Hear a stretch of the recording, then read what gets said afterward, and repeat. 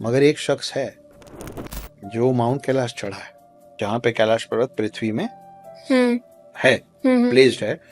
वो 6,666 किलोमीटर दूर है नॉर्थ पोल से, और 6,666 मल्टीप्लाइड बाई 2 किलोमीटर दूर है साउथ पोल से। ओके। तो ये ना, ये इत्तेफाक नहीं लगता। अब ये भी माना जाता है कि कैलाश पर्वत के अंदर एक हिडन शहर है, ओके। जिसका नाम अलग अलग है, लेकिन उसका एक नाम है ज्ञानगंज। उसी से लगा जो राक्षस ताल है ना, उसमें पूरे दिन लहर आती है और उसका पानी खारा है, अच्छा। समंदर वाला पानी। और साइंटिस्ट लोग को और साइंस को आज तक इस बात का जवाब नहीं मिला। माना गया कि वो सप्तऋषि हैं, अच्छा। जो आते हैं, स्नान करने आते हैं, फिर वापस कैलाश पर्वत पे चले। एलियंस बोले वो आपकी मेरी मान्यताएं। बोले हाँ, खाने को दे दे, मांस खिला दे, बोल के वो अपना ये वाला पार्ट चिल्लाए वो जोर से, और अपने हाथ का चबा दिया। अच्छा। बुरी तरीके से काट लिया वो आदमी। तो मैंने हाथ बढ़ाया, मैंने बोला लीजिए, खा लीजिए, काट लीजिए, मांस खा लीजिए। और इस पुनर्जन्म के बच्चे की गवाही पे उन लोगों का केस खुला, राजेश के मर्डर का केस खुला। अच्छा। और उन लोगों को सजा हुई। उन लोगों ने शांति देवी पे रिसर्च किया, और उन्होंने जो रिपोर्ट बनाई, उस रिपोर्ट में उन्होंने लिखा कि हाँ, ये पुनर्जन्म का रियल केस है। अच्छा। और फिर गांधी जी बाद में उससे मिले भी। बुरा लगेगा आपको जो मैं बोलने वाला हूँ, तैयार रहिए। आज की कन्वर्सेशन मेरी जो ऑथर अक्षत के साथ हुई है, मुझे ऐसा लगता है ये मेरे पॉडकास्टिंग करियर का एक रीबर्थ है, क्योंकि पहली बार मुझे किसी कन्वर्सेशन को सुनने में इतना ज़्यादा मज़ा आया। हमने बहुत ही सारी बातें करी अबाउट शिव जी, क्या राम जी, शिव जी, कृष्ण जी जब इस दुनिया में आए थे वो खुद को हिंदू मानते थे, क्या शिव जी और कैलाश पर्वत की जो कहानियाँ हम सुनते हैं उनमें कितनी सच्चाई है, मानसरोवर लेक का क्या सच में एलियन से कुछ कनेक्शन है, अघोरी और नागा बाबा के बीच में क्या फ़र्क है। एंड एक बहुत ही इम्पॉर्टेंट चीज़ जो अक्षत जी ने इस पॉडकास्ट में मुझे बताई वो ये है कि अभी हम जितने भी रिलीजन्स देखते हैं, जितने भी इंसान हम देखते हैं, वो सब एक टाइम में एक हिंदू थे, जो बात मेरे लिए भी थोड़ी सी शॉकिंग है। सो आ जाओ मेरे साथ, इस कन्वर्सेशन को एंजॉय करो on reality powered by class plus. Hello Akshat sir, कैसे हो आप? बिल्कुल बढ़िया Riya, thank you so much for calling me. Welcome to reality. Reality, कैसा लग रहा है आपको? ये बहुत थॉटफुल नेम है। सर काफ़ी ज़्यादा डीप एपिसोड हम इसे बनाने वाले हैं। यूजुअली इन टॉपिक्स पे मेरे चैनल पे कम बात होती है, बट अब मैं खुद इतनी ज़्यादा इंटरेस्टेड हो चुकी हूँ इन सारे टॉपिक्स में, हमारे रिलीजन को जानने में, कल्चर को जानने में। So I am really excited and looking forward. So पहला ही सवाल एकदम आपकी तरफ आ रहा है हाँ, कि सर रियल हिंदू कौन है? क्या शिवा, राम जी, कृष्णा ये सब भी खुद को हिंदू ही कहते थे जब वो धरती पर थे? एक कविता है जो मैं कई बार पढ़ चुका हूँ, मेरी ही लिखी हुई है, पर लिखा कोई भी हो उससे फर्क नहीं पड़ता है। फर्क इससे पड़ता है कि वो है किसके बारे में। वो है आपके बारे में, वो है हर हिंदू और हर सनातनी के बारे में। ओके। तो लिखा मैंने जरूर है, लेकिन वो है आप लोगों की चीज। तो सबसे पहले आपने सवाल ही ऐसा पूछ दिया है, बिल्कुल शूट कर दिया है मेरे ऊपर कि हिंदू कौन है। हाँ जी। तो उसका मेरे पास इस कविता से बेहतर जवाब नहीं है, इसलिए मैं वो कविता आपके लिए फिर से पढ़ देता ठीक हूँ। है। कि रुद्राक्ष की माला में भी मैं हूँ, कृपाण कटार और भाला में भी मैं हूँ, श्वेत भी हूँ और शुद्ध भी मैं हूँ, विरुद्ध हो मेरे तो युद्ध भी मैं हूँ, इतिहास में बहा आंसू और खून भी मैं हूँ, अब जो कह के मिलेगा वो सुकून भी मैं हूँ, कि इस धरती का मैं केंद्र बिंदु हूँ, प्रणाम मैं हिंदू हूँ। चिता की अग्नि, गंगा का पानी, कब्र की मिट्टी और लोबान भी मैं हूँ, पीर फकीर अली वली सियावर राम का हनुमान भी मैं हूँ, भोला हूँ सरल भी तुम्हारा मित्र भी मैं हूँ, घोल भी दूं तुमको और घुल भी जाऊं तुम में, कुछ ऐसा चरित्र भी मैं हूँ, इस धरती का मैं केंद्र बिंदु हूँ, प्रणाम मैं मैं हिंदू हिंदू हूँ। हूँ। प्रणाम का भाव भी मैं हूँ, आक्रमण का घाव भी मैं हूँ, सहनशील स्थिर और शांत भी मैं हूँ, देवभूमि भारत का हर प्रांत भी मैं हूँ, शक्ति भक्ति और ना थकती क्रांति भी मैं हूँ, तूफान हूँ और तूफान से पहले की शांति भी मैं हूँ, इस धरती का मैं केंद्र बिंदु हूँ, प्रणाम मैं हिंदू। तो अगर अरे आप वाह! इनमें से कुछ भी हैं और हुँ, ये सब कुछ हैं, तो आप हुँ, हिंदू हैं। आपकी परिभाषा यही है कि श्वेत भी हूँ, हुँ। श्वेत मतलब होता है सफेद, हाँ जी। श्वेत भी हूँ और शुद्ध भी मैं हूँ, मतलब मैं हाथ जोड़ के भी मिलूंगा क्योंकि मैं प्रणाम कर रहा हूँ आप, लेकिन विरुद्ध हो मेरे तो युद्ध भी मैं हूँ। तो ये भी मैं हूं और वो भी मैं हूं। ये आप, एक हिंदू कौन है और बाहर वाले किसी भी शख्स को हिंदू का कौन सा रूप दिखेगा, वो हिंदू के हाथ में कम और सामने वाले के हाथ में ज्यादा है। कि आप जैसा रूप दिखाएंगे हम आपको वैसा रूप दिखाएंगे। हमारे शिव, जिनको हम भोलेनाथ भी बोलते हैं, हाँ जी। भोले भंडारी भी बोलते हैं, और उनका रौद्र रूप भी है। जब वो तीसरा नेत्र खोलते हैं तो पूरा पृथ्वी पे प्रलय आ जाता है। तो ये दोनों हैं एक ही शख्स ना। तो अगर आपको उनके रौद्र रूप से और प्रलय से डर लगता है तो शिव जी का तीसरा नेत्र मत खुलवाइए। उनसे आप प्यार से मिलिए, वो भोले भंडारी हैं, सबको आशीर्वाद, सबको वरदान बांटते रहते। ऐसा। दूसरा सवाल आपका इसमें था कि क्या राम जी, कृष्ण जी, शिव जी, ये लोग अपने आप को हिंदू मानते थे या हिंदू कहते थे? रिया, ऐसा है कि ये उस वक्त की बात है, उस समय की बात है जब कोई और रिलीजन था ही नहीं। अच्छा। और मैं इसको इसलिए नहीं बोल रहा हूँ कि मैं तो सनातनी हूँ, मैं तो हिंदू हूँ, तो मेरे जो मुंह में आ, नहीं, ये सच है। क्योंकि आप और हम जो सनातन हैं, जो हिंदू है, एक लौता ऐसा हम लोगों का ये रिलीजन है जिसका कोई और छोर नहीं। अच्छा। तो इस पे भी मैंने 2 लाइन लिखी थी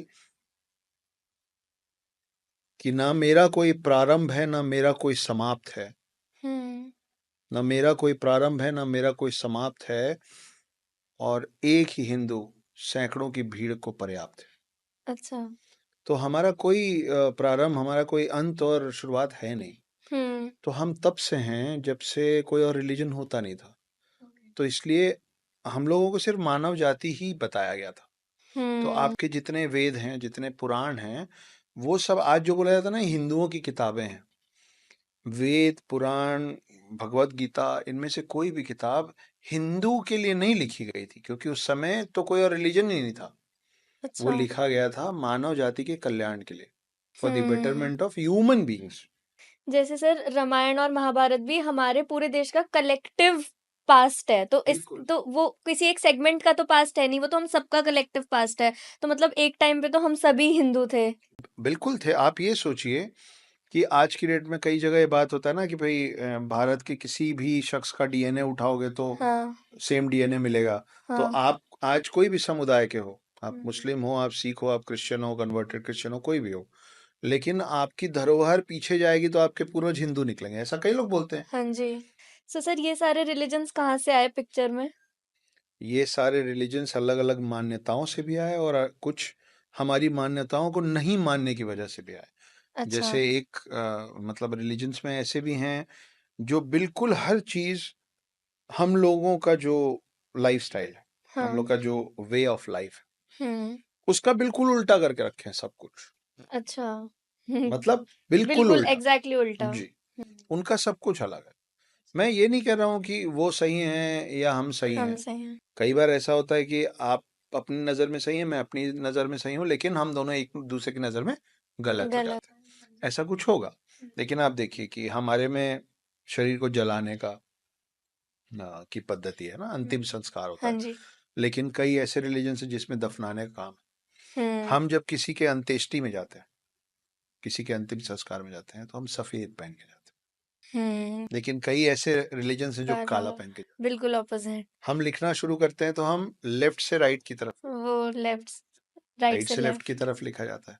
हमारे में माना जाता है कि 5 बजे के बाद इंसान छोड़ो, पौधों को भी डिस्टर्ब मत करो, है ना, सूर्यास्त के बाद, कि वो भी आराम करते हैं, और सूर्यास्त के पहले खाना पीना खत्म करो, हो गया। पर ऐसे भी समुदाय हैं जो रात को ही खाते हैं, देर रात को खाते हैं। हमारे में बोला जाता है कि भाई आप वेजिटेरियन रहिए, हैं, सब्जी भाजी खाइए, मांस मच्छी मत खाइए। लेकिन ऐसे भी समुदाय हैं जो पूरे दिन कुछ नहीं खाते और फिर वो रात को ही खाना शुरू करते हैं और वो पूरा मांस खाते हैं। कब तक खाते हैं? सूर्योदय तक खाते हैं, सूर्योदय तक। हाँ। उसके बाद फिर वो नहीं खाते। अब आपने पूरा कंपैरिजन बताया तो मुझे भी लग रहा है तो बिल्कुल एकदम ऑपोजिट है। बिल्कुल अपोजिट है, ये दोनों बिल्कुल अपोजिट है। मतलब ये वैसी वाली चीज है कि हम चांद का एक ही साइड देख रहे हैं ना हमेशा से। पृथ्वी से चांद का एक ही साइड दिखता है, पर इसका ये मतलब नहीं ना कि चांद का दूसरा साइड नहीं है। सही बात है। हम देखना नहीं चाहते हैं, हमको दिखता नहीं है। तो ये सब चीजें बिल्कुल उल्टी हैं। तो पहले के समय में जो आपका सवाल था कि कृष्ण है, राम है, शिव हैं, अगर वो क्या अपने आप को हिंदू बोलते होंगे या सनातनी हम्म बोलते, उनको जरूरत ही नहीं पड़ी। क्योंकि सिर्फ वही था तो वो क्या, अब वही वाली बात है, सही बात है। तो ऐसा है। जैसे हम अभी ह्यूमन बीइंग बोलते हैं तब वो हिंदू ही। ह्यूमन बीइंग, हाँ होमो सेपियंस, हाँ है ना। तो उस समय कोई और लैंग्वेज नहीं होती थी, तो एक ही लैंग्वेज थी, तो सभी उसी लैंग्वेज में बात करते थे। और वही मैं बोल रहा था कि आप छोड़ दीजिए कि आपने जो कहा कि महाभारत और रामायण में पूरे देश के सब तरफ से हाँ जी, लोग इकट्ठा हो गए थे, सही बात तब है। इतना बड़ा युद्ध हुआ था ना। हाँ मैं बोल रहा हूँ कि आप अफगानिस्तान भी चले जाएंगे, हम्म, और दूर ईरान इराक तक चले जाइए, उधर पे कंबोडिया और इंडोनेशिया तक चले जाइए, हम्म वहां भी जितने लोग रहते थे ना, उन सब के जीवन जीवन की जो पद्धति थी, वो वही थी जो आज मेरी है। तो आप कुछ भी होंगे ना, सबसे पहले तो आप सनातनी और हिंदू ही होंगे, उसके बाद ही आप कुछ और हो। अब आज की डेट में जैसे कंधार है, कंधार एक अफगानिस्तान में है ना, कंधार। सही बात है। वो वो गांधार नरेश का था। अच्छा। गांधारी मतलब धृतराष्ट्र की जो पत्नी थी गांधारी, हाँ। जिनके कौरव सारे पुत्र थे। हम्म गांधारी के भाई थे शकुनी, उनको बोला जाता था प्रिंस ऑफ गांधार। उनके पिता थे, उनको बोला जाता था गांधार नरेश। हम्म वो समय के साथ बदल के कंधार हो गया है। अच्छा। उसको आप हिंदी इंग्लिश में लिखेंगे कंधार, तो कई बार पढ़ने में आता खंडहर। वो हम्म सही में खंडहर जैसी उसकी हालत हो गई समय के साथ, सब तोड़ दिया, सब खराब कर दिया। तो वहां वहां तक हम थे। लाहौर क्या है, लाहौर का नाम कहाँ से आया था? लव कुश के नाम से लाहौर का नाम है आज भी। वो लोग इस बात को मानते हैं। वो लोग मानते हैं, वो हिस्ट्री में है। आप उठा के पढ़ लीजिए कि भाई लव कुश जहाँ पे सेटल हुए थे या जहाँ पे उनका राज्य था, वो कौन सा एरिया था, वो आज का पाकिस्तान है। हम्म तो अब वो माने नहीं माने, वो उनका लुकआउट है, लेकिन वो मेरा, मैं बार बार कहता हूँ कि आंख बंद कर लेने से आपके आंख के सामने अंधेरा हो सकता है, रात नहीं होगी। दिन है तो दिन ही रहेगा ना। आपको मानना है मानिए, आपको नहीं मानना है मत मानिए, मेरे को तो पता है। हम तो फैक्ट्स की हम बात कर फैक्ट्स रहे पे हैं। बात करें। हाँ सर, अभी हम आपने शिव जी के बारे में भी बात करी, तो बहुत सारी ऐसी मिस्ट्री है जो कैलाश पर्वत पे कहते हैं शिव जी अब भी रहते हैं, प्लस मानसरोवर लेक में भी बोलते हैं कि उसका आउटर वर्ल्ड से कुछ कनेक्शन है, एलियन से कुछ कनेक्शन है। तो आप इन दोनों जगह का ही मुझे बताइए, क्या मिस्ट्री है इनके पीछे। ये दोनों जगह एक ऐसी जगह है जिसका जवाब अभी तक हम लोगों को साइंस ने नहीं दिया है। हमको लगता है ना कि science has all the answers. मतलब साइंस ने ये साइंस बोला के है कि पास ये हमारे जवाब, पास जवाब हाँ, नहीं। अभी तक तो नहीं। अच्छा। साइंस के पास इन सवालों का जवाब नहीं है, क्यों नहीं है और ऐसा क्या है। कैलाश पर्वत में ये माना जाता है, और सिर्फ माना नहीं जाता है, कई ऐसे पर्वतारोही, हम्म पर्वतारोही समझती है ना आप, जो हम्म माउंटेन्स कॉन्कर यस करने निकलते हैं, यस। वो लोग। और वो हिंदू नहीं है, वो सनातनी नहीं है, वो भारतीय नहीं है। अच्छा। वो जर्मन से हैं, वो फ्रांस से हैं। हाँ। जर्मनी फ्रांस, जिनको कोई मतलब नहीं है कि उनके लिए माउंट कैलाश सिर्फ एक पहाड़ है जिसको उनको जीतना था, कि हम चढ़ेंगे, आज तक कोई नहीं चढ़ा, आज तक कोई नहीं चढ़ा। उन लोगों का ये डॉक्यूमेंटेड है जो मैं आपको बताने जा रहा हूँ।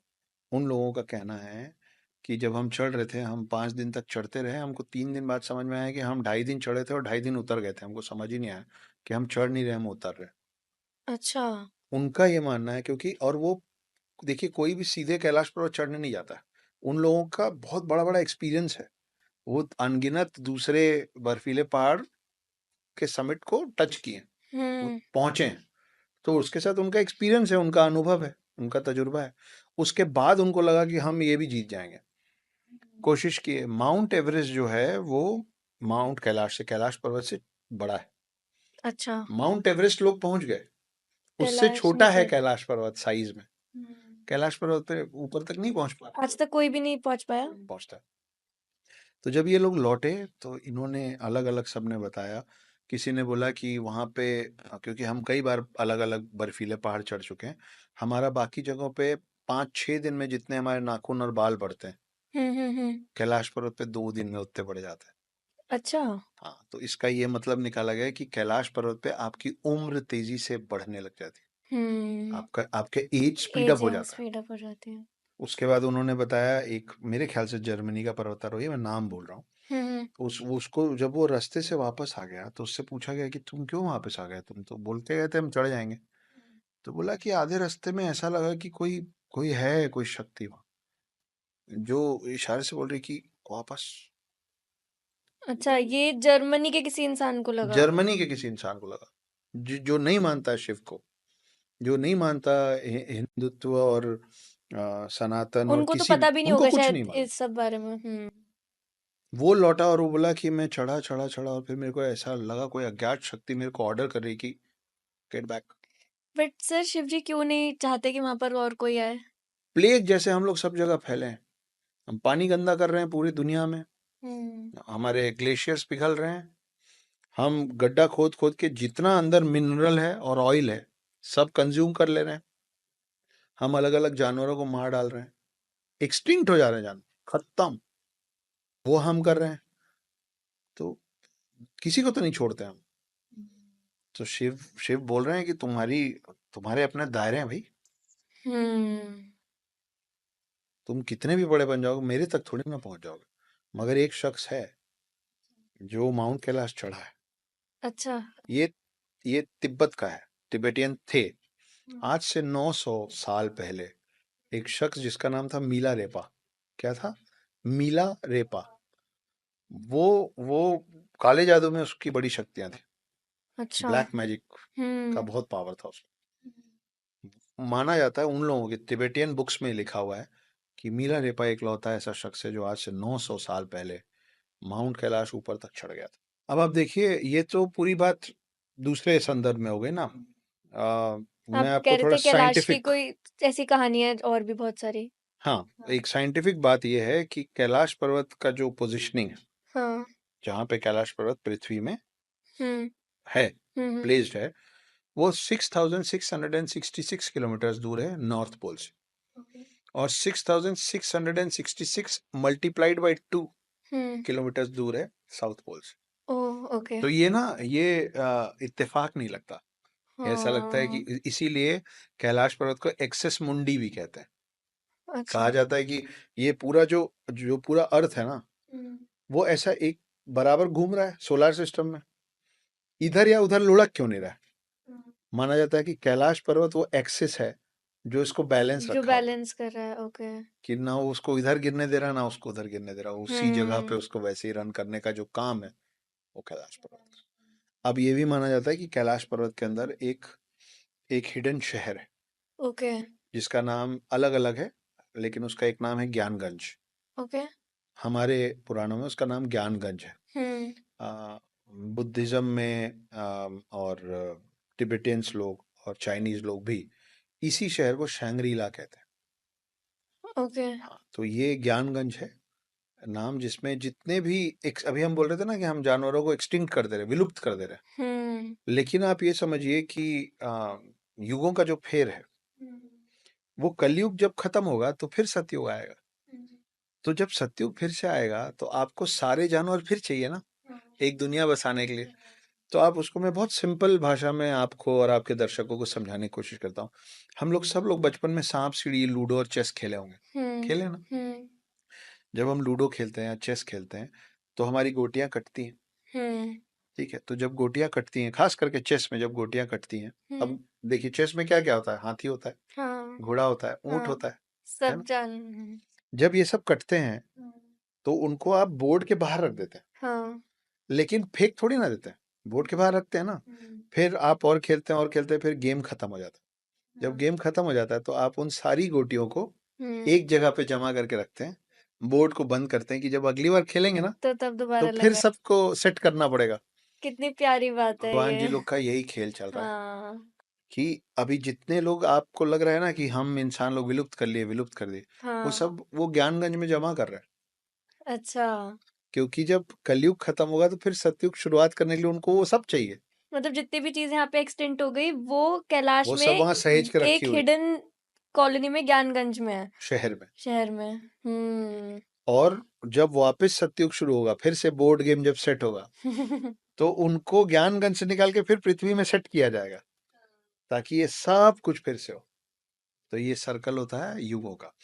सो सर ये जो मानसरोवर लेक है इसका कुछ एलियंस वगैरह से कुछ कनेक्शन है? जी, मानने वाले मानते हैं कि अच्छा। एलियन से भी कनेक्शन है वहाँ पे।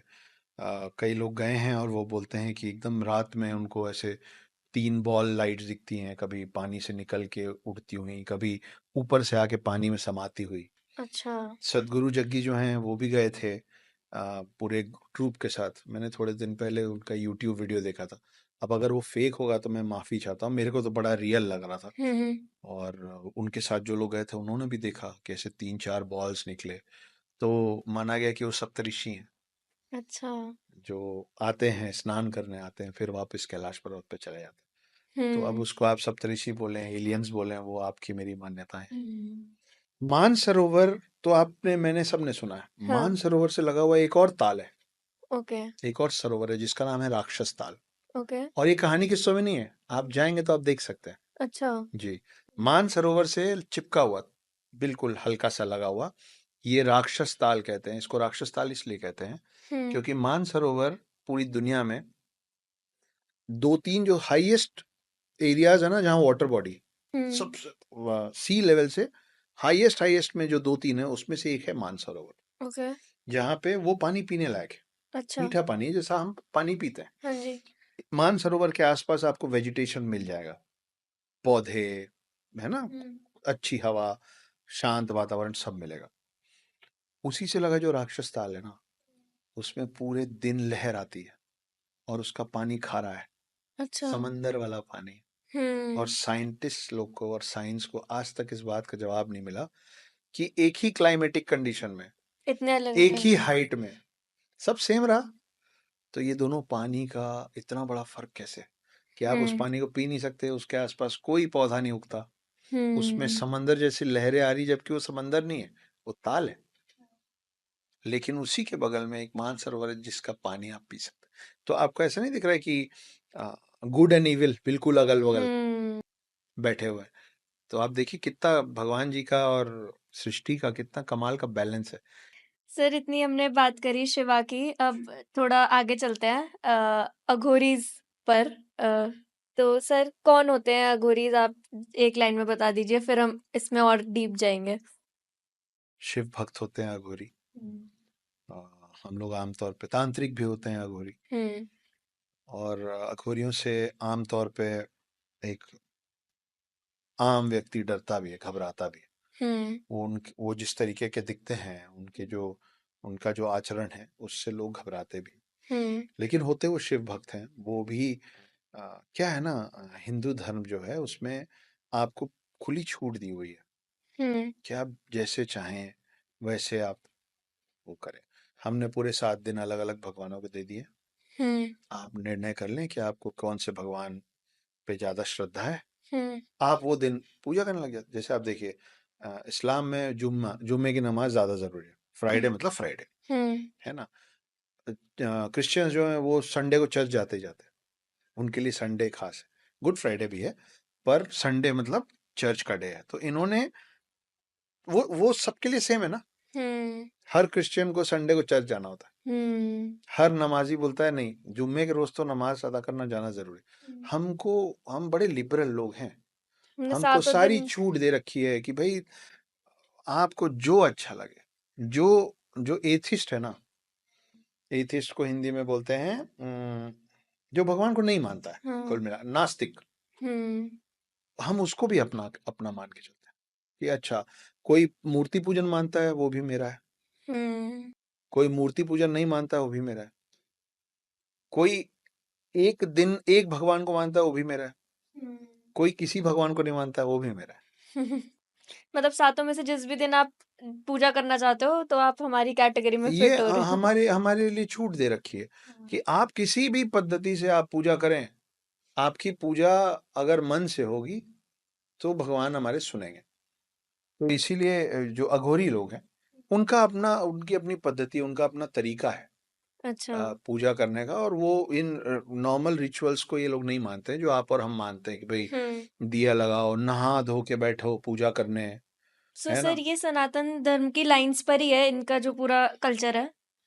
सनातन धर्म आपको इस बात की छूट देता है कि आप अपने भगवान को जैसे चाहें वैसे पूजें। अच्छा। उनको लगता है हमको ऐसे पूजना है, वो वैसे पूजते हैं। सो सर जैसे अघोरी जो होते हैं वो बचपन से ही इस बात पर होते हैं या ऐसा कोई ट्रांजिशन फेज आता है जब वो डिसाइड करते हैं कि उनको ये सब फॉलो करना है? नहीं, ट्रांजिशन फेज आता है। अच्छा। एक व्यक्ति हैं सुधांशु त्रिवेदी, बड़े कमाल के वक्ता हैं, बीजेपी के स्पोक्स पर्सन। मैं उनको सुनना बहुत पसंद करता हूँ। वो एक जगह पे बताए थे, जो भी ऋषि मुनि बनता है ना रिया, किसी भी क्लैन में ऋषि मुनि बने, सिर्फ अघोरी नहीं, सिर्फ नागा साधु नहीं, सिर्फ अघोरी नहीं, कैसे भी ऋषि बने, वो लोग ना एक एक करके 5 चीजें छोड़ते हैं, क्योंकि वो चाह रहे हैं इन्फिनिटी से मिलना, अध्यात्म की ओर बढ़ रहे हैं ना, मोक्ष की प्राप्ति के लिए अध्यात्म की ओर बढ़ रहे हैं। वो एक एक करके 5 चीजें छोड़ते हैं। सबसे पहले वो छोड़ते हैं घर बार, जिसको बोलते हैं संन्यास ले रहा हूँ। फिर उनको पैसा कौड़ी, गाड़ी, एप्पल का फोन, प्रेस किए हुए कपड़े, परफ्यूम, ये सब कुछ नहीं चाहिए, रिश्तेदार नहीं चाहिए, वो अकेले निकल जाते हैं। जब वो नेक्स्ट लेवल ऑफ स्पिरिचुअलिटी में जाते हैं तो फिर वो छोड़ देते हैं कपड़ा लता, कि ये सब ये सांसारिक मोह माया सब एक जैसे ही दिखते हैं, हमको नहीं ढकने की जरूरत है, जो है साफ सामने। तीसरा, फिर वो खाना धीरे धीरे छोड़ने लग जाते हैं। तो पहले खाना छोड़ते हैं तो आप देखो कई ऐसे आपको ऋषि मुनि मिलेंगे जो सिर्फ पानी और फल पे हैं। वो नमक, शक्कर, पका हुआ खाना सब छोड़ चुके हैं, और धीरे धीरे वो लोग फिर वो फल भी छोड़ देते हैं, खाना ही छोड़ देते हैं। चौथा स्टेज उनका आता है जब वो डिसाइड कर पाते हैं कि कब मेरे को सांस लेनी, कब नहीं लेनी, और बिना सांस के भी जीवित रहना सीख जाते हैं, है ना। उनकी आत्मा उनके शरीर से सांस के थ्रू नहीं जुड़ी है, बिना सांस के भी जुड़ी है।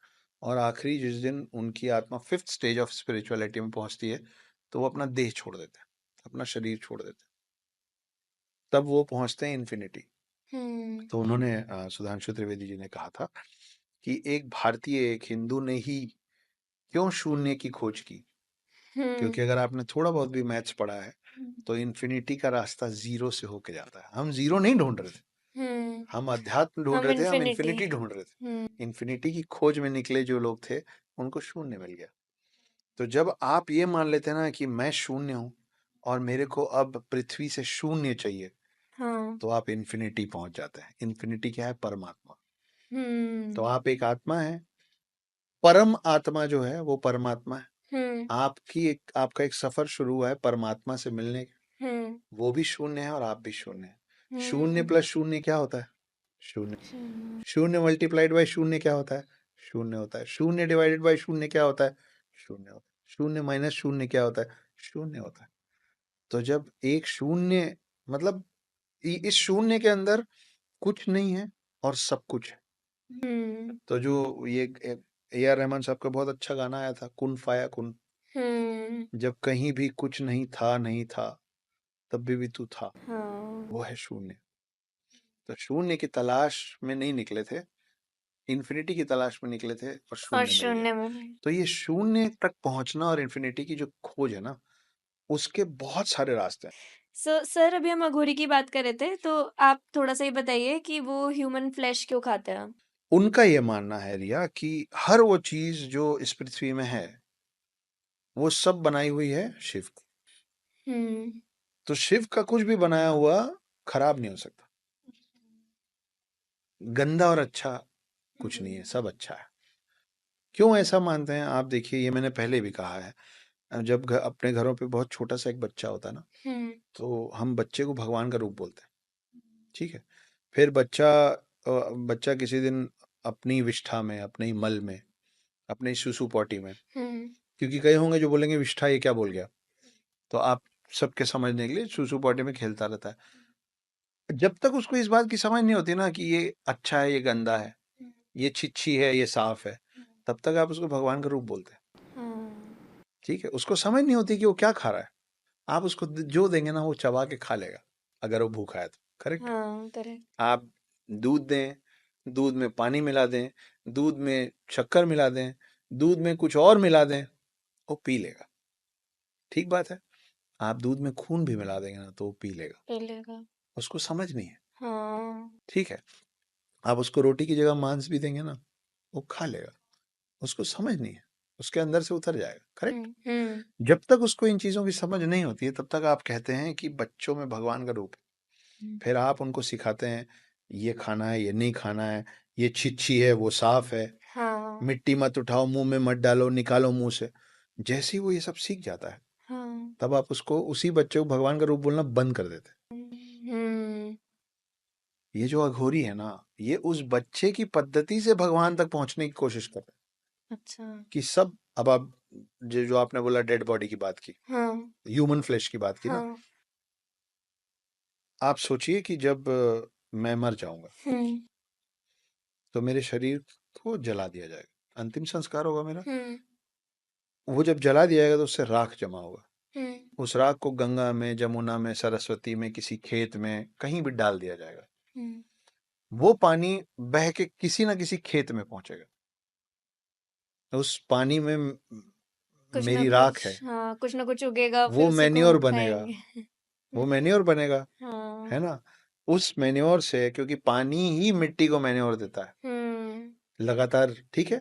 उस मैन्योर से जो पौधा उगेगा, अगर पेड़ बना तो उसमें जो फल आएगा वो आप खाएंगे, हाँ अगर कोई सब्जी का हुआ तो आप उसको खाएंगे। तो कुल हम्म मिला के एक शरीर जब खत्म होता है हम्म तो वो काम करता है अगले जनरेशन को एनर्जी प्रोवाइड कर।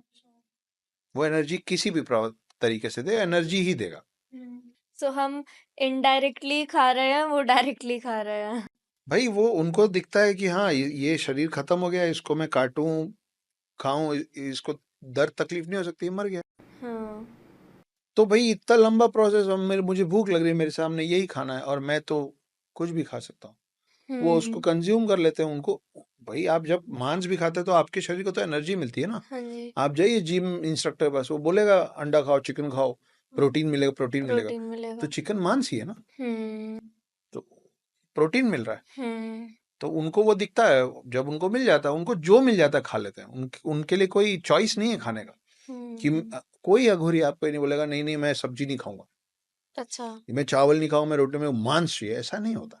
हम्म आप उनको जो देंगे या उनके सामने जो भी खाद्य पदार्थ उपलब्ध होगा वो उससे अपना पेट भरना जानते हैं। कोई किसी को मार के नहीं खाता। तो ये होते हैं अघोरी। मुझे 100% पता है आपको इस कन्वर्सेशन को सुनने में बहुत ज़्यादा मज़ा आ रहा है। बहुत सारे लोग हमारे पॉडकास्ट को कंज्यूम करते हैं बट सब्सक्राइब करने में कंजूसी कर देते हैं। इसलिए बस 2 सेकंड निकाल लो यार, नीचे ही सब्सक्राइब का बटन है, सब्सक्राइब कर दो और इन्जॉय करो इस कन्वर्सेशन को। सो सर, आपका ऑलमोस्ट कितनी बार अघोरी से एनकाउंटर हुआ होगा?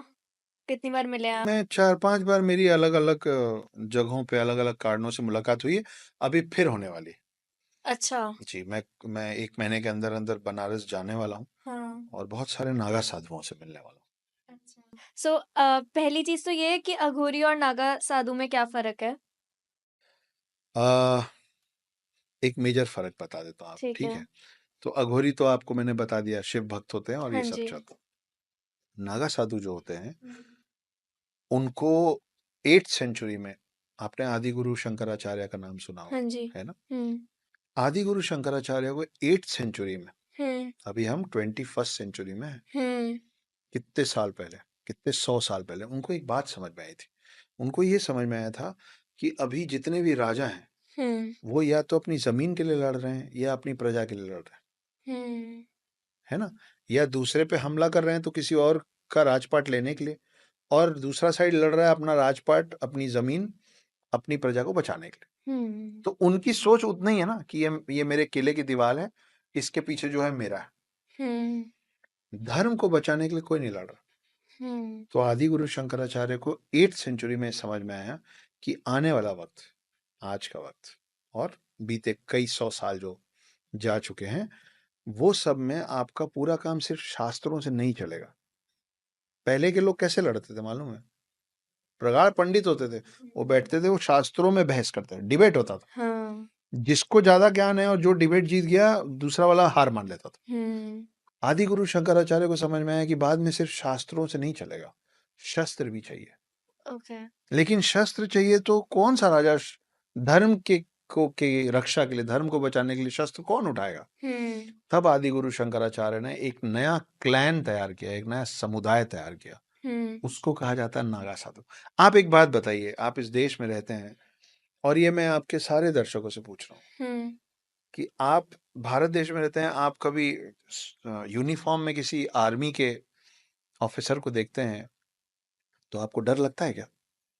नहीं ना। नहीं आप किसी एयरफोर्स पायलट को देखते हैं तो डर लगता है। आप किसी नेवी के व्हाइट ड्रेस में किसी नेवी सोल्जर को देखते हैं तो डर लगता है, प्राउड फील करते हैं ना, हाँ अच्छा जी लगता है। Naga sadhu are the protectors of your dharma, जैसे ये soldiers are the protectors of your land, nation के प्रोटेक्टर्स है ना, वैसे ही आपके धर्म के रक्षक हैं नागा साधु।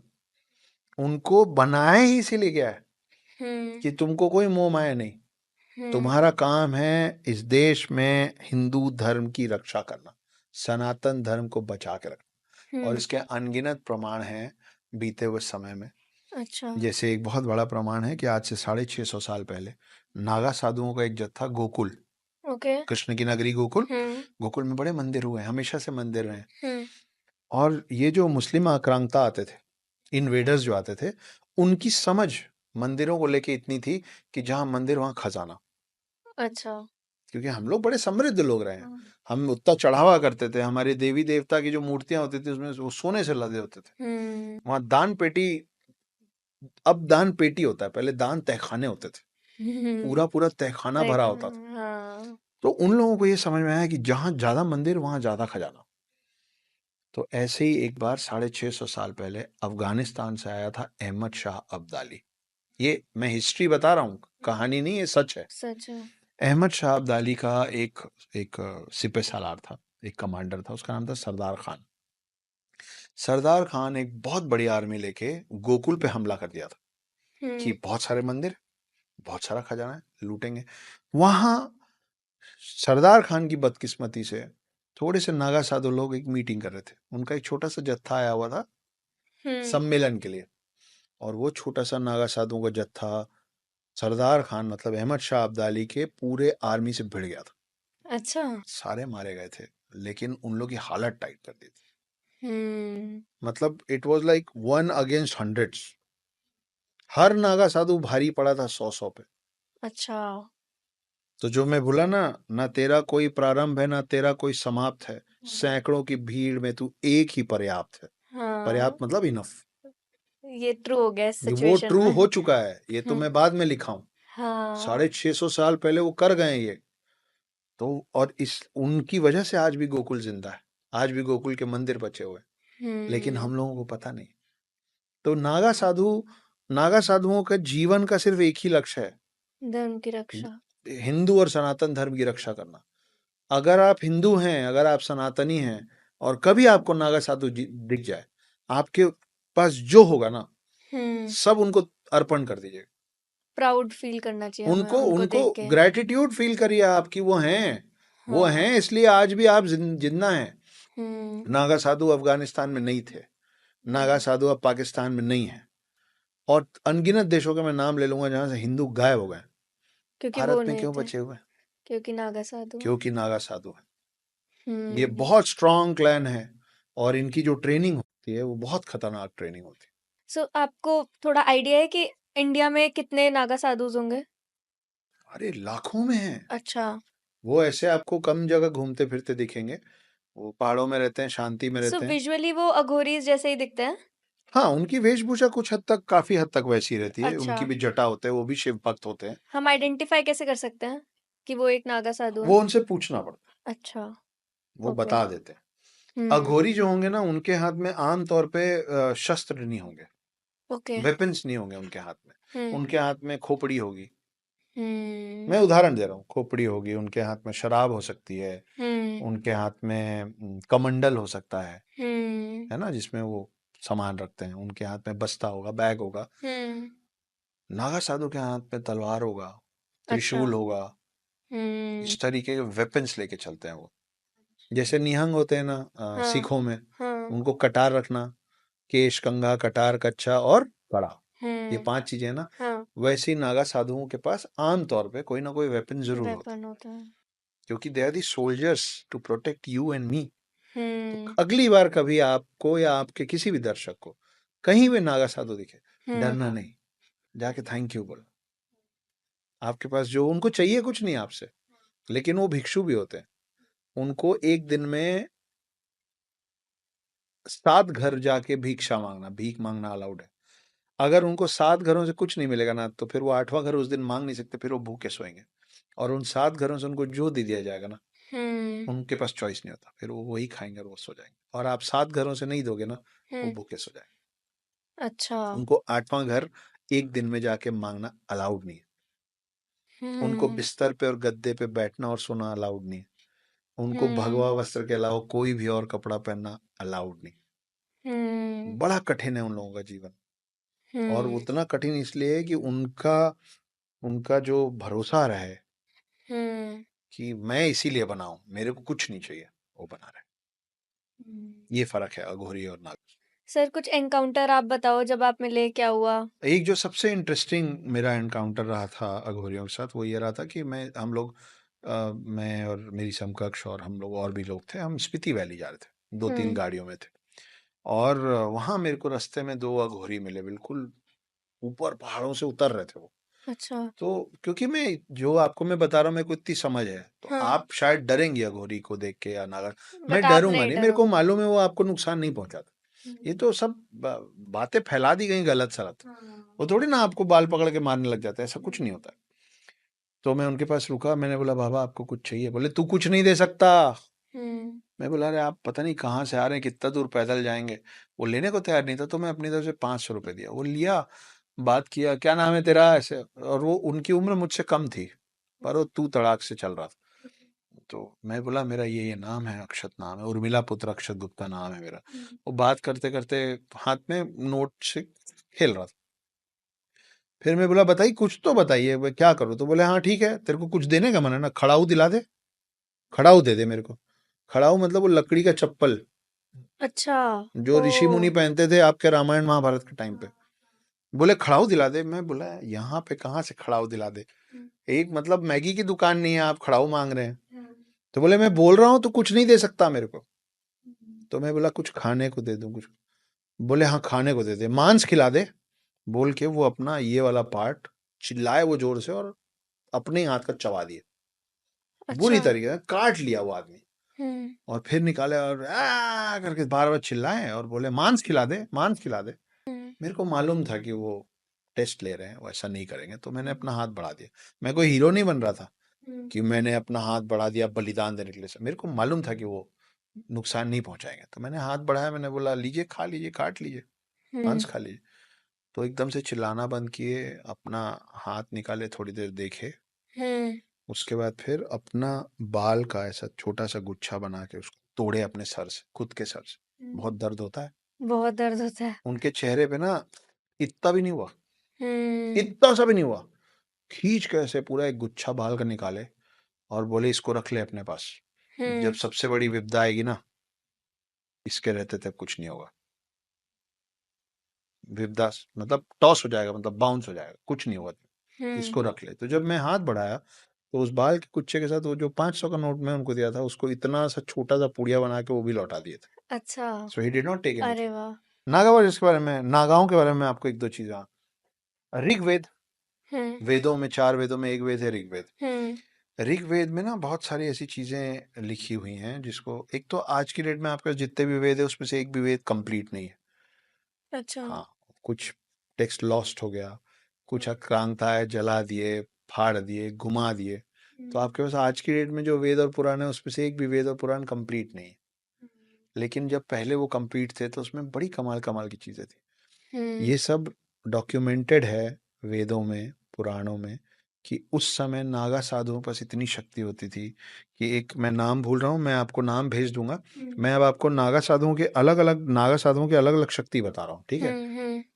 आप ना उन नागा साधुओं का नाम लिख दीजिएगा स्क्रीन पे, ठीक है? क्योंकि मेरे को सारे नाम ठीक याद है। नहीं। हाँ जी। ऐसे नागा साधु भी थे जो हर पौधे को, हर प्लांट को, हर ट्री को, घास के एक तिनके तक को अपने वश में कर लेते थे। अच्छा। और उनके ऑर्डर्स पे पेड़ और प्लांट्स मूव होते थे। हम यही मानते हैं ना पेड़ हिलते नहीं है, एक ही जगह रहता है। उनके आदेश पे हिलते थे और आगे बढ़ते थे। अगर आप उनसे युद्ध करने जाते थे ना, तो आप समझ लीजिए उनसे युद्ध करना मतलब एक पूरे जंगल से युद्ध करना, क्योंकि हर पेड़ हर पौधा आपसे लड़ने को तैयार हो जाता। एक ऐसा क्लाइंट था नागा साधुओं का जो पक्षियों से बात कर पाते थे, वो पक्षियों को आदेश दे पाते थे, पक्षियों की भाषा समझते थे। तो ऐसे भी उदाहरण लिखे हुए हैं कि युद्ध में उन पक्षियों से परमिशन ली जाती थी कि आप हमारी मदद कीजिए। उनके पैर में बारूद बांध दिया जाता था और वो ऐसे पक्षी आके आर्मी के ऊपर गिरते थे बम जैसे। अच्छा।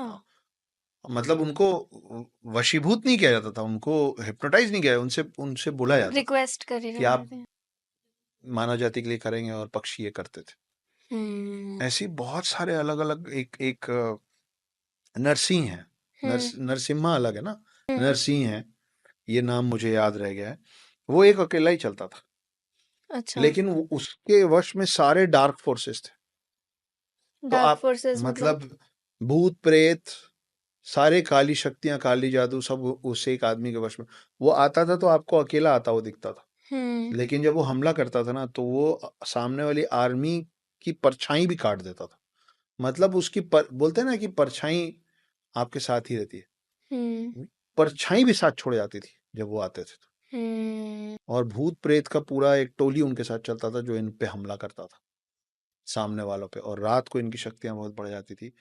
एक ऐसा समुदाय था जिसको ना इको समझ में आ गया था। इकोइंग जो होता है ना, जब अपन पहाड़ों में जाते बोलते तो आवाज वापस आती, उसका पूरा साइंस वो लोग समझ गए थे उस समय। तो आर्मी पे वो जब चीखते थे, एक ऐसी फ्रीक्वेंसी में चीखना सीख गए थे कि दिमाग के नस फट जाती थी सामने वालों की, कान से खून बहने लगा। ये सब मैं हवा में बात नहीं कर रहा हूँ, मैं आपको भेज दूंगा वो डॉक्यूमेंट जिसमें ये सब लिखा हुआ है, ये सब रिटन है। जानवरों को कंट्रोल करना, पूरी पूरी आर्मी, सामने वाले आर्मी को भ्रमित कर देना। सो आपको लगता है इनके पास अब भी ऐसी शक्तियां हैं कुछ हद तक? होंगी। अच्छा। सर मुझे बड़ा मजा आ रहा है आपसे बात करने में। मुझे ऐसा लग रहा है आज मेरे पॉडकास्टिंग करियर का ना एक रीबर्थ है, क्योंकि आज से पहले शायद मैंने कुछ 16-17 एपिसोड शूट करे हैं, बट आज मेरे को जेन्युइनली पता लग रहा है कि कन्वर्सेशन करने में कितना मजा आता है। अब तक शायद इंटेंशन में भी ये था कि व्यूज आ जाए या कुछ भी XYZ आप मान लो, बट आज मेरे को ऐसा लग रहा है कि बियॉन्ड व्यूज, बियॉन्ड एवरीथिंग, ये मेरे लिए कितनी बड़ी लर्निंग है ये सब अब अभी समझना। आपने रीबर्थ बोला है, हम लोग पुनर्जन्म पे भी हैं। नहीं, वो भी बहुत बहुत इंटरेस्टिंग टॉपिक। बहुत ही मजा आ रहा है बात करने में। सो अभी आपने कहा कि हम पुनर्जन्म की भी बात करेंगे। सो आपको काफी ज्यादा, आपने इतनी किताबें पढ़ी हैं, इतनी किताबें लिखी है, आपको काफी ज्यादा नॉलेज है इन सब चीजों की, तो आप क्या मानते हैं पुनर्जन्म होता है? और अगर होता है, क्या आपने उसका कोई एग्जाम्पल देखा है अपने सामने? 1902 हम्म। अभी हम लोग 2024 में हैं, तो मैं 122 साल पहले की बात कर रहा हूँ। 1902 में एक घर में एक बच्ची पैदा हुई, उसका नाम था लुगदी। अजीब सा नाम है ना, पर यही था, हम क्या करें। उसका नाम था लुगदी। उसकी शादी हुई, ऑपरेशन हो रहा था, बच्चा होने वाला था, उसको ऑपरेशन हो रहा था और उसकी डेथ हो गई। उसकी डेथ हुई 1926 में, 4 अक्टूबर 1926 में उसका देहांत हो गया। ठीक है, सॉरी 4 अक्टूबर 1925 में उसका देहांत हो गया। 1926 अगले साल 10 महीने बाद किसी दूसरे घर में। ये शांति देवी और लुमड़ी देवी की कहानी है क्या? अच्छा। सुना है आपने? हाँ। आपके कई दर्शकों ने नहीं सुना होगा, पर हाँ। उसमें और भी कुछ चीजें हैं जो अच्छा। शायद आपने नहीं सुनी होंगी। अच्छा। एक बच्ची पैदा हुई जिसका नाम था शांति। 4 साल की उम्र तक वो बोल ही नहीं पाई, जबकि बच्चे 1.5-2 साल में बोलने लग जाते हैं। 4 साल तक वो कुछ नहीं बोली। 6 साल की जब हुई तो बोलना शुरू की, और क्या बोली? बोली कि ये मेरा घर नहीं है, मेरे को मेरे घर छोड़ दो, और तुम लोग मेरे को शांति शांति क्यों बोल रहे हो, मेरा नाम चौबाइन है। तो माँ बाप को लगा कि पता नहीं कुछ तो भी बोल रही है। बोले मेरा नाम चौबाइन है, मेरे पति का नाम केदारनाथ है, उनकी कपड़े की दुकान है मथुरा में। कोई उनके घर आया और उन्होंने ये बात सुनी, तो उन्होंने मथुरा तार भेजा कि क्या वहाँ कोई केदारनाथ है जिसकी कपड़े की दुकान है? तो पता चला हाँ वहाँ केदारनाथ है, वहाँ उनकी कपड़े की दुकान है। तो इस लड़की को, 6 साल की बच्ची को ले जाया गया मथुरा। वो उस गांव के बाहर पहुंच के ना वो वहां से अपने घर तक का रास्ता खुद तय की बिना किसी से पूछे। सब याद था। उसको मालूम था कि इधर से मेरे को जाना है, कौन सा मेरा घर है। जब घर के अंदर गए तो उसका एक टेस्ट लिया गया। केदारनाथ बूढ़े हो चुके थे। केदारनाथ को सामने बिठाया गया और बोला गया कि ये केदारनाथ के भाई है। तो बोली झूठ बोल रहे हो, ये केदारनाथ है, ये अच्छा। मेरे पति है। वो बोली कि मैं ऑपरेशन में मेरी डेथ हुई थी हम्म। और मैंने इस घर के फला फला कोने में कुछ पैसे छुपाए थे। वो गई और उस कोने से वो पैसा निकाल के लाई हाँ। जो उसने छुपाया था। हम्म। ये बात आग के जैसे पूरे भारत में फैली। गांधी जी को पता चली। गांधी जी ने, महात्मा गांधी की बात कर रहा हूँ, गांधी जी ने 15 लोगों की कमेटी का गठन किया। उन लोगों ने शांति देवी पे रिसर्च किया और उन्होंने जो रिपोर्ट बनाई उस रिपोर्ट में उन्होंने लिखा कि हाँ ये पुनर्जन्म का रियल केस है। अच्छा। और फिर गांधी जी बाद में उससे मिले भी। ऐसे ही एक केस रीसेंट है, मुंबई में एक जगह है बोरीवली, शायद सुना होगा आप। बोरीवली में एक बंदा, एक बच्चा पैदा हुआ, मैं नाम हम तो भूल गया, और बहुत इसी कहानी से बड़ा मिलता जुलता एक और पुनर्जन्म का रियल केस है। वो पैदा हुआ, रिसेंट नहीं, रिसेंट मतलब मैं अभी की बात नहीं कर रहा हूँ, आज से 50 साल पहले की बात है। वो बोला कि मेरा नाम कुछ और था और 1946 में मेरा मर्डर किया गया था। अच्छा। हाँ, और मेरी पत्नी रहती है वहाँ और मेरे पास एक फिएट गाड़ी है, पुरानी गाड़ी है मेरे पास। और मेरे को जो लोग मारे, मैं जानता हूँ लोग कौन है, मेरे बिजनेस पार्टनर्स थे पहले शुरू में। तो उसकी बात नहीं मानी गई। बाद में इसी तरीके से जब वो बार बार बोलता था उसकी बात माननी पड़ी। उसको ले जाया गया, वो अपनी पत्नी को पहचाना नहीं, उसके पहले हाँ उसका नाम था राजेश। अच्छा। उसने बोला रेडियो की दुकान है मेरी। तो जिस शहर की बात किया था, जब वहां पे जाया गया तो वहां पे, और ये बच्चा बोल रहा है छोटा सा, वहां पे राजेश रेडियोस नाम से दुकान चल रहा था। उस दुकान को चला रही थी राजेश की पत्नी, राजेश मर चुका है, उसकी पत्नी चला रही थी। उसको जाके पूरी बात बताई गई, दो चार ऐसी बातें बताई गई जिसके कारण पत्नी को मानना पड़ा कि शायद कुछ तो है। वो इस बच्चे से मिलने आई, उनकी कुछ ऐसी प्राइवेट बातें। जो भी, ये इस शहर आई मिलने और ये मारुति गाड़ी में बैठ के आई। तो ये बच्चा जो अपने आप को राजेश बोला था भड़क गया, गुस्से में आ गया। बोले इस गाड़ी में क्यों आई हो, मेरी फिएट कहाँ है। वो फिएट बेच चुकी थी। वो वापस गया, वो बताया कि मेरे को क्यों मारा, किसने मारा, और इस पुनर्जन्म के बच्चे की गवाही पे उन लोगों का केस खुला, राजेश के मर्डर का केस खुला और उन अच्छा। लोगों को सजा हुई। मतलब ये तो हमारे कोर्ट्स ने भी माना है इस चीज को तो कि यही मैं पुनर्जन्म बताना होता चाह रहा है। हूँ कि कोर्ट में वो लोग प्रूव कर पाए कि ये जो बोल रहा है ये राजेश के पुनर्जन्म की बातें ही कर रहा है और ये राजेश ही है। अच्छा। और वो जिन लोगों ने उसका मर्डर किया था उनको सजा मिली। और ऐसे तो और कितने एग्जाम्पल्स होंगे जो सामने ही नहीं आते क्योंकि बहुत कम चीजें इतनी बहुत कम पॉपुलर चीजें होती बाहर हैं। आती हैं। ऐसी हाँ। अनगिनत चीजें हैं, आपका मेरा सबका पुनर्जन्म है। हम में से कोई ऐसा नहीं जिसका पहला जन्म है ये। किसी का पहला जन्म नहीं है। अब किसी का जन्म पहला होता ही नहीं है। पहले जन्म होते होंगे सतयुग में, त्रेता युग में, द्वापर अच्छा। युग में। हाँ। अब आप देखिए, विष्णु जी के भी तो 9 जन्म हो चुके हैं अभी तक। हम्म। जो दशावतार हैं उसमें 9 अवतार आ चुके हैं ना। मतलब विष्णु जी के 9 जन्म हो चुके हैं सतयुग से लेके अब तक। वैसे ही हर आत्मा, देखिए मेरा मानना है कि जो सोल होता है ना, एक एक आत्मा होती है, उसकी एक उम्र होती है। मुझे नहीं मालूम उसकी उम्र कितनी होती है, लेकिन हम for the sake of conversation, समझने और समझाने के लिए, ठीक है। एक इंसानी शरीर बोले 100 साल की उम्र होती है मोटी मोटी। हाँ। लेकिन हर कोई 100 साल तो नहीं जीतता है। कोई 25 में मरता है, कोई 50 में मरता है, कोई 70 में मरता है, कोई 90 में मरता है, कोई 100 क्रॉस भी करता है। अगर आप मान लीजिए कि एक आत्मा की उम्र 1000 साल है, तो वो 1000 साल की उम्र कवर करने में वो कितनी बार अलग अलग शरीर में जाएगा और कितनी बार मरेगा। या तो वो हो सकता है कि कभी 50 साल की उम्र में एक शरीर छोड़ दे। इसीलिए गीता में और हमारे कहानियों में, मतलब हमारे पुराणों में लिखा है कि आत्मा शरीर बदलती रहती है जैसे कि हम कपड़े बदलते हैं, क्योंकि आत्मा की एक उम्र होती है। जब तक वो उम्र पूरी कंप्लीट नहीं होगी वो आत्मा परम आत्मा से नहीं मिलेगी। लेकिन आत्मा की उम्र शरीर की उम्र के बराबर से नहीं बढ़ती है। आप उस एक जीवन में आपके कर्म क्या है, एक्सपीरियंसेस से आप, बढ़ते हाँ, हैं। आप आपकी की आत्मा आपके इस लाइफ में कितनी मैच्योर हुई।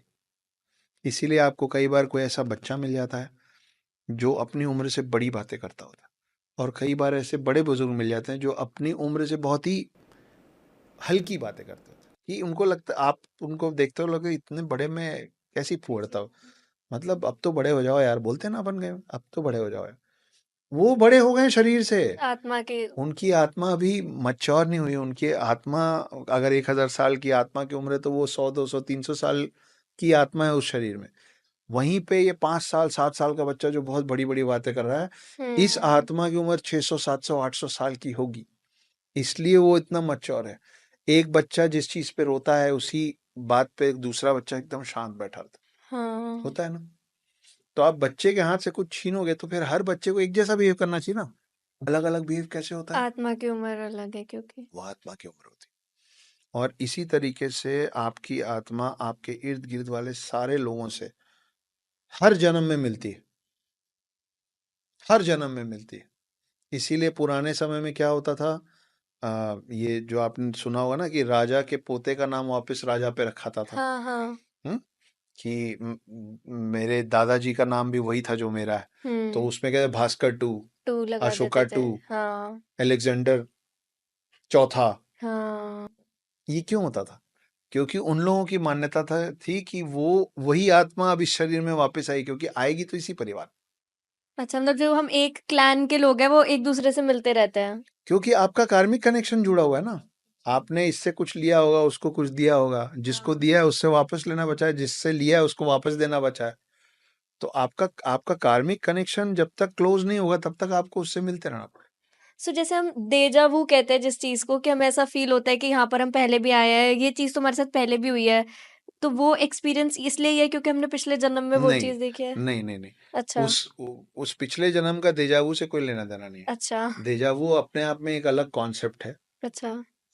देजावू वो होता है कि आपको हल्का सा फ्यूचर का ग्लिम्स दिख जाता है, ओके। मतलब सपने में या कभी आपने आगे क्या होने वाला वो गलती से दिख गया आपको, अच्छा। और तब जब वो सच में होता है तो आपको लगता है ये तो हो चुका है, ऐसा क्यों लग रहा है, हो गया। वो अच्छा। पिछले जन्म की बात हो ही नहीं अच्छा सकती, अच्छा अच्छा। क्योंकि आपको जब देजावू होता है, मेरे से हम्म। अब नहीं होता है, मेरे को कई बार हुआ है पहले बचपन में। हाँ। जब आपको देजावू होता है ना तो आपको एक एक छोटी छोटी चीजें सेम दिखती हैं, कि आप और हम हम्म। यहीं बैठे हैं, एक पन्ना खुला हुआ है, 4 बोतलें रखी हुई हैं, हाँ, आप इसी बिल्कुल रंग की साड़ी एग्जैक्टली। पहनी है हाँ। ना, मैं हाथ आगे किया हूं तो मेरे को अपना ये तक दिख रहा है। हाँ, आप सोचिए कि अगर देजावू पिछले जन्म की बात होगी तो ऐसे नहीं तो दिख रहे होंगे ना ऐसे हम। नहीं दिख रहे होंगे। तो हाँ। देजावू का पिछले जन्म से कोई देना नहीं होता है। देजावू का रिलेशन है फ्यूचर से, हम्म। जो आप गलती से पहले ही देख लेते हैं। जब मैं काफ़ी छोटी थी तो मेरे पापा काफ़ी ज़्यादा मेडिटेशन वगैरह में है, तो उन्होंने मेरे को एक कोर्स कराया था, पास्ट लाइफ रिग्रेशन। आपने सुना है कुछ इस बहुत बारे अच्छे में? सुना। हाँ। सो उसमें हमें यही बोलते थे कि आपकी जो भी करंट प्रॉब्लम्स है वो पास्ट लाइफ की वजह से है, कुछ ना कुछ तब ऐसा हुआ था जो आपको अब तक इफेक्ट कर रहा है। और उसमें या तो ये होता है आप अपनी पास्ट लाइफ देखते हो उसमें खुद, और या तो आप उस चीज़ को हील कर लेते हो और वो चीज़ आपकी लाइफ में भी ठीक हो जाती है, या फिर उस हीलिंग से ऐसा होता है कि आपको उस चीज़ के बारे में फ़र्क पड़ना बंद हो जाता है। दोनों सिचुएशंस में ही आप उस प्रॉब्लम से निकल गए एक तरीके से। तो वो प्रैक्टिस क्या कभी आपने भी करी है कि जब आप अपनी पास्ट लाइफ खुद देख रहे हो अभी इस लाइफ में रह के?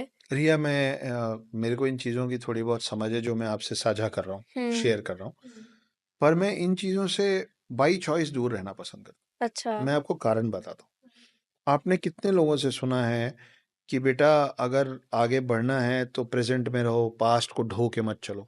हाँ। बोलते हैं ना लोग कि पास्ट की हुँ। तकलीफ है, पास्ट बीत चुका है, हुँ। उसको लाद के मत चलो। हुँ। दूसरे शब्दों में बोला जाता है गड़े मुर्दे कंधे पे लेके नहीं चलना चाहिए। हुँ। कभी आपने सोचा है कि ये जो कहावत है कि गड़े मुर्दे कंधे पे लेके नहीं चलना चाहिए, हाँ। ये क्यों है?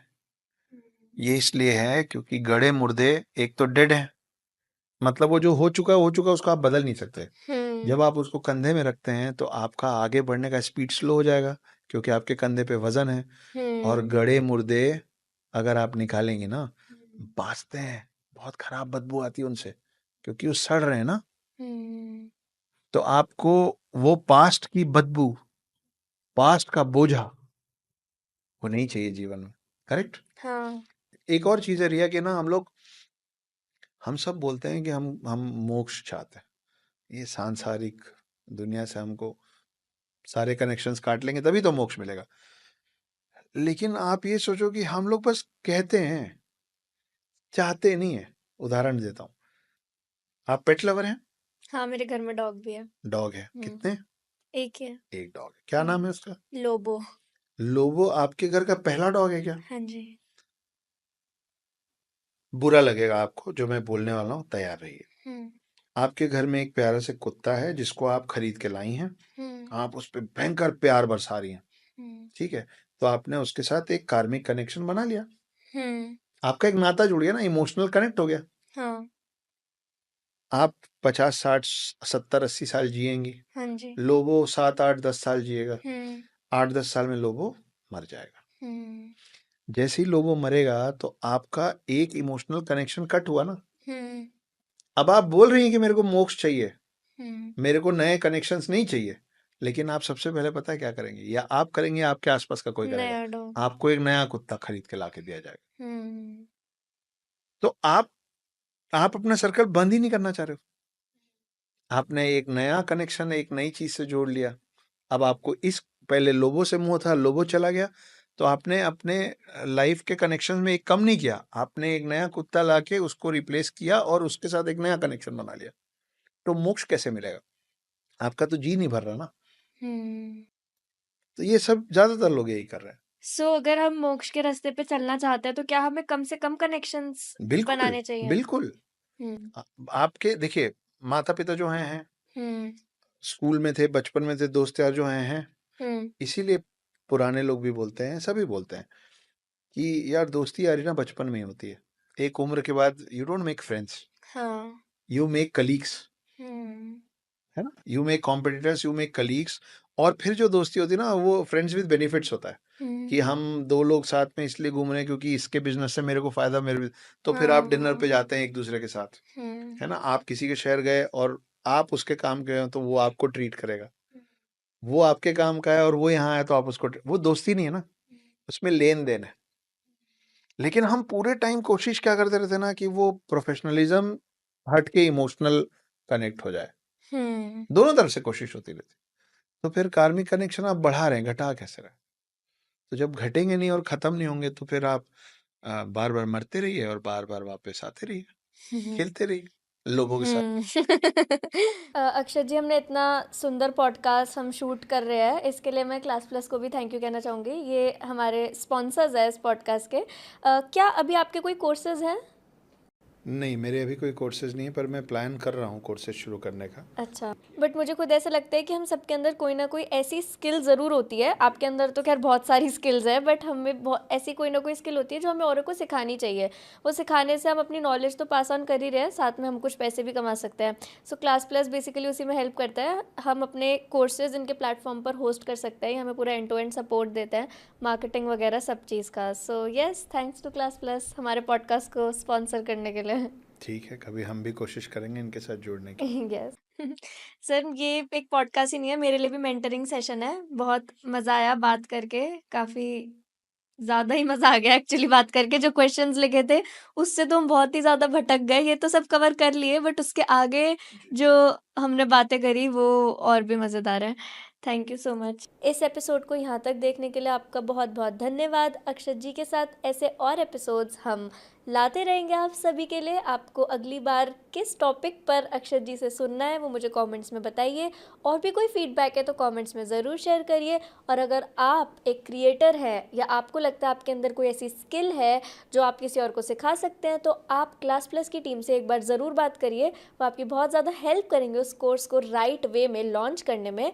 सो आप एब्सोल्युटली फ्री में उनसे बात कर सकते हैं। उनका लिंक मैंने डिस्क्रिप्शन में और पिन कमेंट्स में डाल दिया है।